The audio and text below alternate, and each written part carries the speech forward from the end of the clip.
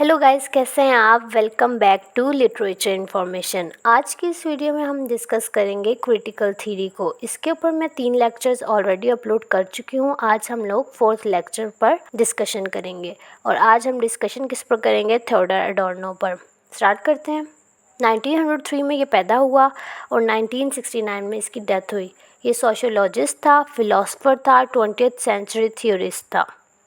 इसके वर्क्स जो हैं 23 वॉल्यूम्स के अंदर हमें दिखते हैं और कई जगहों के ऊपर हम लोगों को 20 वॉल्यूम्स में भी दिखते हैं। इसने म्यूजिकोलॉजी के ऊपर काम किया, metaphysics, philosophical analysis on Hegelian metaphysics के ऊपर काम किया, क्रिटिकल स्टडी ऑफ एस्ट्रोलॉजी की, column of Los Angeles times and jazz के अंदर भी इसने काम किया। इसने न्यू थीरीज़ इंट्रोड्यूस करवाई और इसका मेन कंसर्न क्या था, ह्यूमन सफरिंग। इसने बाकी सब्जेक्ट्स पर भी लिखा लेकिन मेन कंसर्न क्या था, human suffering. Talk about modern issues, इसमें भी इसने स्पेशलाइजेशन की थी कि मॉडर्न सोसाइटीज़ जो हैं वो कैसे ह्यूमन कंडीशंस के ऊपर असरअंदाज हो रही हैं, तो उसके ऊपर भी इसने स्टडी किया। इसने ये इन्फ्लुएंस था 3 जर्मन फिलोसफर्स थे, Hegel, Marx and Nietzsche. Adorno was associated with the institute for social research in Frankfurt school. Frankfurt school से ये अटैच था, जो कि फ्रैंकफर्ट स्कूल जो था वो उस वक्त सेंटर किस चीज़ का था, सोशलिज़म का, और इन चीज़ों को प्रमोट करता था। Socialism, capitalism, social science and culture, intellectual hub and ओवरथ्रोइंग capitalism को डिस्करेज करके। क्योंकि देखें, लेबर क्लास के जहन में क्या होता है, फॉल्स कॉन्शियसनेस। वो क्या सोचते हैं, वो मजबूर होते हैं, उनकी सैलरी कम होती है तो वो कर्ज़े ले लेते हैं और फिर वो लिए जाते हैं कर्ज़े, और उनके दिमाग में फ़ॉल्स कॉन्शियसनेस क्या होती है कि अगर हम लोगों ने ये कर्ज़ा उतार भी दिया, करने तो हम लोगों ने काम ही है। तो वो यहाँ पर बात कर रहा है कि ये ज़हनी ग़ुलामी नहीं होनी चाहिए, फ़ॉल्स कॉन्शियसनेस नहीं होनी चाहिए कि आप अपने माइंड के अंदर ही ये फ़ॉल्स कॉन्शियसनेस सेट कर लें कि हालात हम लोगों के नहीं बदलने, जैसा है ऐसे ही चलना है। सही है। The Institute of Social Research deviated from orthodox Marxism in its argument that social and cultural factors played as important role as economics in oppression. अब ये जो फ्रैंकफर्ट स्कूल वाले थे, ये लोग क्या कहते हैं कि इकोनॉमिक्स जो है बहुत इम्पोर्टेंट है, लेकिन एडोर्नो है वो कहता है कि सोशल एंड कल्चरल फैक्टर्स भी इम्पोर्टेंट हैं ऑपरेशन के अंदर जितनी कि इकोनॉमिक्स है। इसने सोशल एंड कल्चरल फैक्टर्स भी गिनवाए। ठीक है। अब ये किस तरीके से इस लाइन को प्रूव करता है कि हम आगे देखते हैं। His view that reason had become entangled with domination and suffering.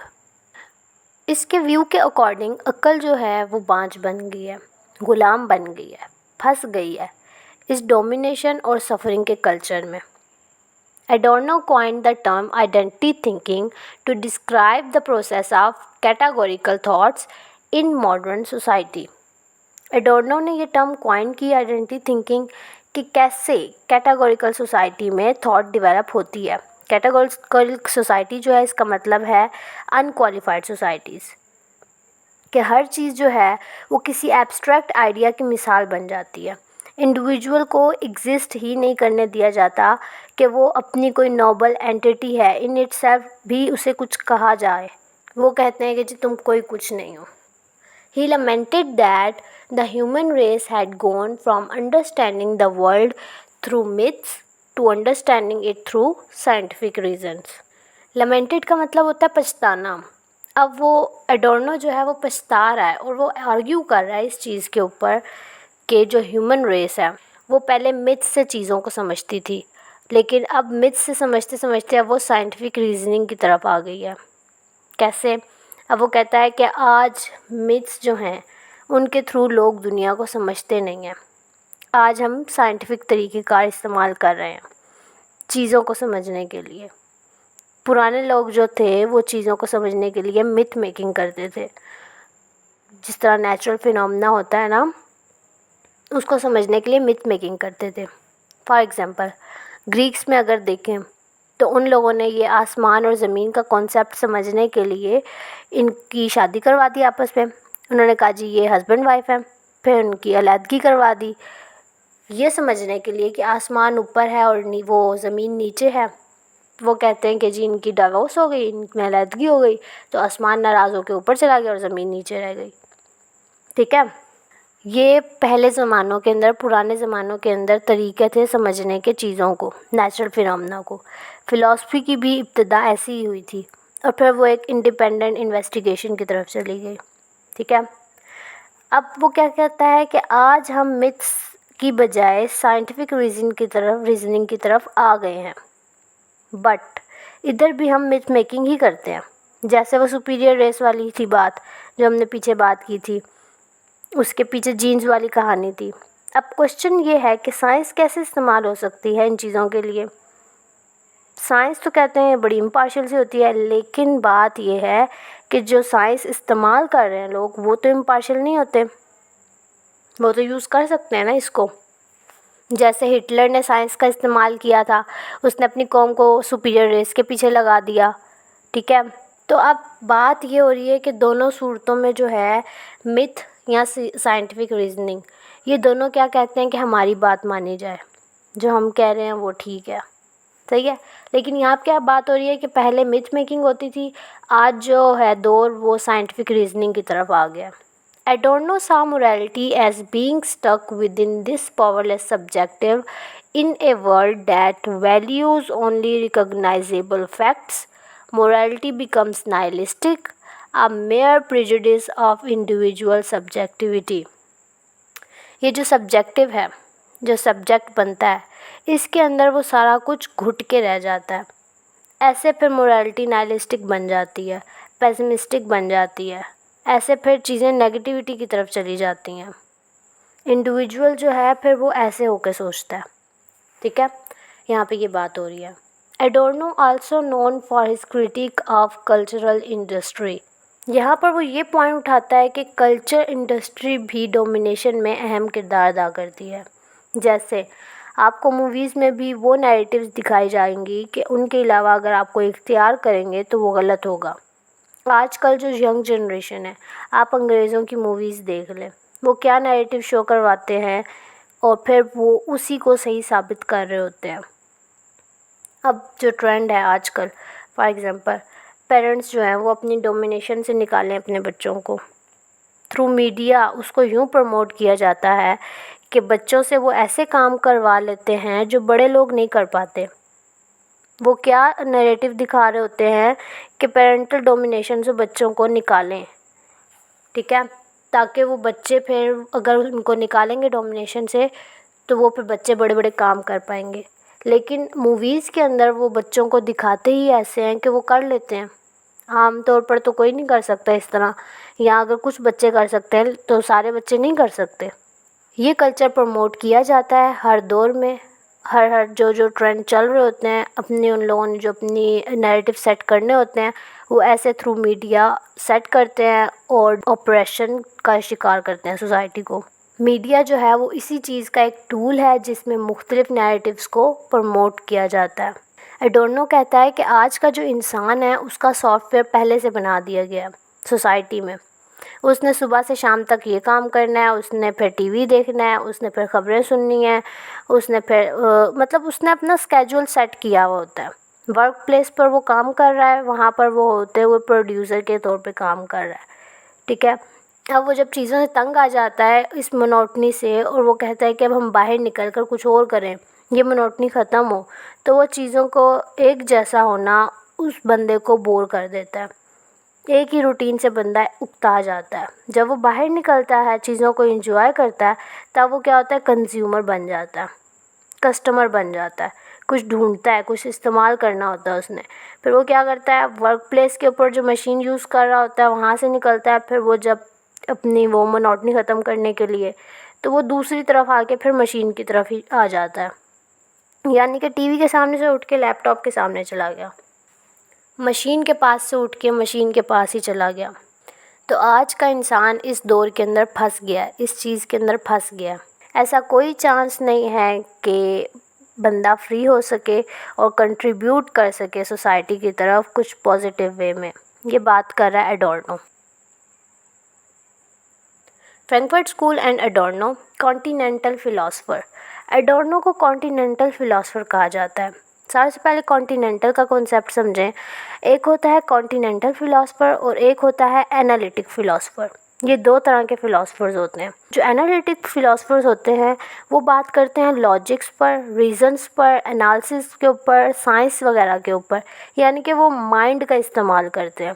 लेकिन जो होते हैं ना कॉन्टिनेंटल फिलोसफर्स, वो बात करते हैं ह्यूमन कंडीशंस पर, लिटरेचर पर, इमोशंस पर, यानी कि वो हार्ट का इस्तेमाल करते हैं, फीलिंग्स का इस्तेमाल करते हैं। तो एडोर्नो जो है वो 20th सेंचुरी का कॉन्टिनेंटल फिलोसफर है। Development of human civilization has been achieved through the systematic repression. यहाँ पर एडोर्नो जो है वो आर्ग्यू करता है, उसका जो मेन कंसर्न क्या था वो था ह्यूमन सफरिंग। तो अब वो क्या कहता है कि ऑपरेशन के थ्रू डेवलपमेंट हुई है, आज दुनिया में तरक्की हुई है, ठीक है, काफ़ी चीज़ें एक्सप्लोर हुई हैं, लेकिन ज़िंदगी इतनी ही मुश्किल हो गई है, लोग पेसिमिज्म का शिकार हो गए हैं, लोग नेगेटिविटी की तरफ चले गए हैं इसकी वजह से। यानी कि जितनी डेवलपमेंट हुई है उतना ही इंसान ऑप्रेस हो गया है, पेसिमिस्टिक व्यू उसका हो गया है, नेगेटिविटी की तरफ चला गया है। अब एडोर्नो की सेंट्रल टेंशन क्या थी? Damaged life. वो कहता है ह्यूमन नेचर बहुत ज़्यादा क्रूअल हो गई है, human is like an animal. अब यहाँ पे एनिमल किस वे में वो यूज़ कर रहा है कि ह्यूमन जो है वो सफरिंग कर रहा है, बहुत ज़्यादा अननेसेसरी सफरिंग का शिकार हो गया ह्यूमन।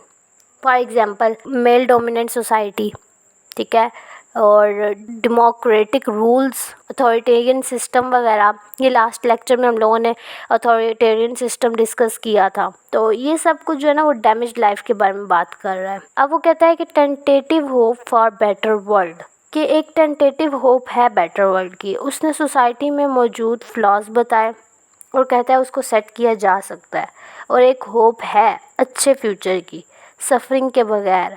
आजकल ह्यूमन सफरिंग जो है उसने बताई, और उनसे कैसे बचना है उसने ये भी बताया। वो कहता है कुछ भी नेचुरल नहीं है, सब कुछ मैन मेड है, आइडियोलॉजी का कमाल है सारा। जैसा डिस्कोर्स सेट किया जाएगा फिर वैसे ही इंसान की थिंकिंग होगी और उसी के पीछे इंसान लग जाएगा।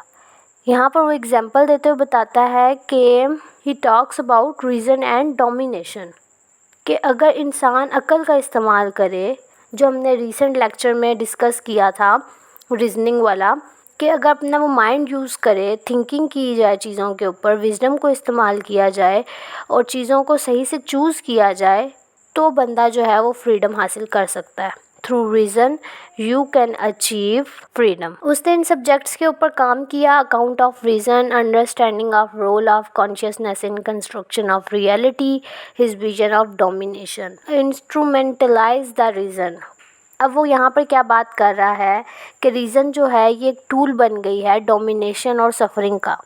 लोग एक ट्रेंड के पीछे लग जाते हैं, एक आइडियोलॉजी जो उनके सामने पेश की जाती है उसी पर लग जाते हैं, और जैसा अथॉरिटेरियन सिस्टम चाहती है कि आप सोचें, आप वैसा ही सोच रहे होते हैं। अब वो क्या कहता है कि एम हमारा क्या है? To achieve freedom. Capitalist society की वजह से लोग स्टक हो गए हैं। दूसरा वो कहता है कि मेजॉरिटी लोग जो हैं उनका यही सीन है कि जी रोबोट की तरह बस काम करना है, एक स्केड्यूल बना हुआ है उसको फॉलो करना है, और वही लाइफ की मोनोटनी। वो कहता है कि आज का जो दौर चल रहा है उसमें आप फ्रीडम, आपकी फ्रीडम, आपका ओपिनियन, ये कुछ भी मैटर नहीं है, नहीं करता। जब तक ये चल रहा है ना मेजॉरिटी अथॉरिटी वाला सिस्टम, कि मेजॉरिटी जो कर रही है वही हम लोगों ने भी करना है, चाहे आपका दिल हो ना हो, क्योंकि मेजॉरिटी जो काम कर रही होती है वही सब लोग कर रहे होते हैं। वो कहते हैं ना मेजॉरिटी इज़ अथॉरिटी।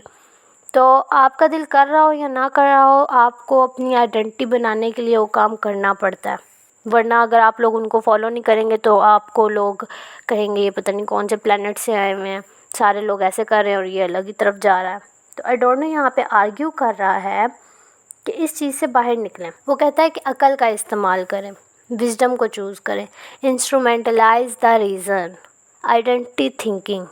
एडोर्नो ने ये टर्म कॉइन की थी, आइडेंटिटी थिंकिंग। ये क्या है? Form of thinking which is most expressive philosophical manifestation of power and domination. ये एक ऐसी फॉर्म ऑफ थिंकिंग है जो पावर और डोमिनेशन में अहम किरदार अदा करती है। फॉर एग्ज़ाम्पल, जैसे हमने पीछे बात की थी आइडियोलॉजी की, कि ये बहुत बड़ा टूल है डोमिनेशन का, ऑपरेशन का। जैसे आपको इम्पीरियलिज्म का पता होगा, उसमें क्या था कि जी को कैसे कॉलोनाइज़ किया लोगों को, डिस्कोर्स सेट किया, आइडियोलॉजी बनाई, चीज़ों को ऐसे पेश किया, ऐसे सेट किया कि लोग उसी के पीछे चल पड़े। हमने बात की थी ना हिटलर वाली सुपीरियर रेस की, कि उसने कैसे साइंस का इस्तेमाल करते हुए अपनी कौम को उसके पीछे लगा दिया। तो आइडेंटिटी थिंकिंग का मतलब यही है कि चीज़ों को मिक्सअप कर देना।